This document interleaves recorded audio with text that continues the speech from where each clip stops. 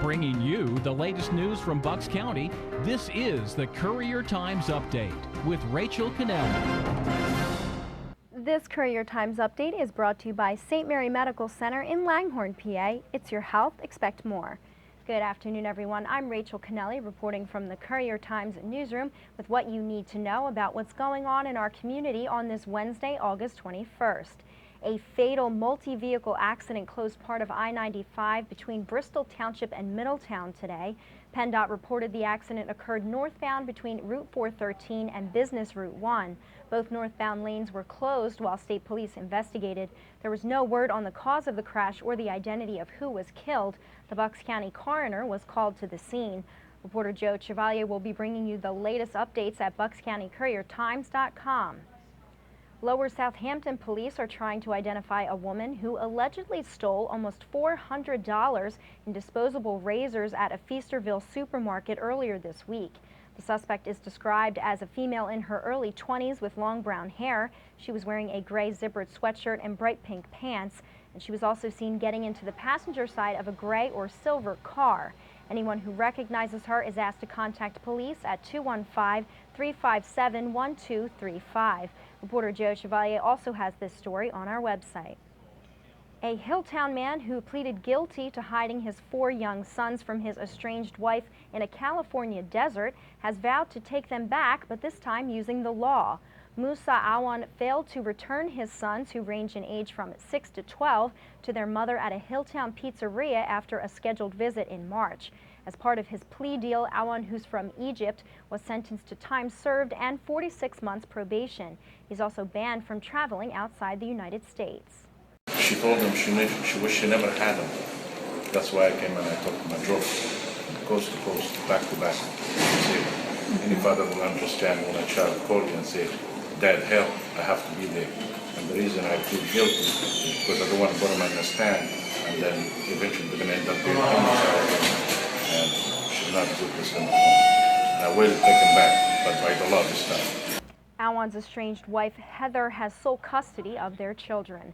Reporter Lori Mason-Schrader has more on this story online.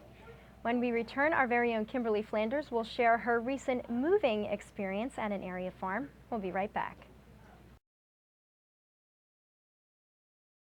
For this week's Bucks Best Friends, host Kimberly Flanders visits the bovines at Fulper Farm in West Amwell, New Jersey. Thanks for being here, Kim. So tell us about the dairy cows at this farm. Definitely, they were dairy cows, which of course means they were all females, and I had to ask that because I just wanted to make sure.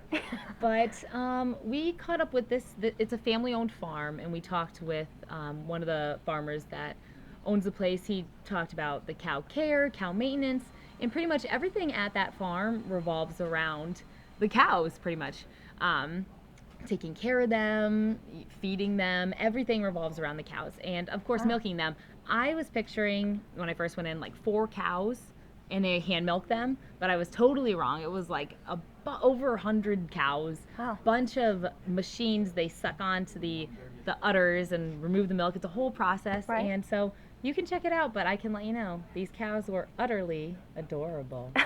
I think you're utterly ridiculous, but let's hear your best moo. Moo. All right, well, with that, let's check out some highlights from this week's Bucks Best Friends. A dairy farm specifically relates to cows that are bred to make milk. And we use the Holstein breed here, and they produce the most milk of all the dairy breeds.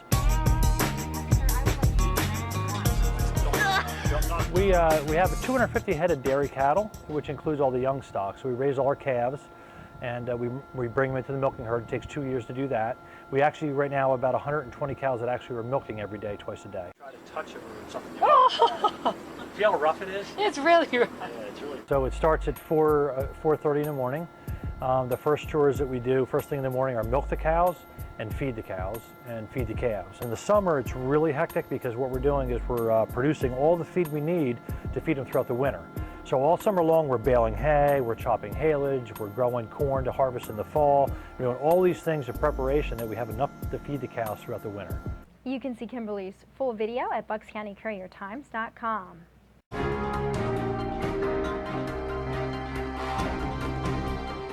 With 2 preseason games and nearly 4 months of quarterback competition in the books, head coach Chip Kelly has officially named Michael Vick the Eagles' starting QB for the upcoming season, and that's a decision Kelly says he's going to stick with for the entire year.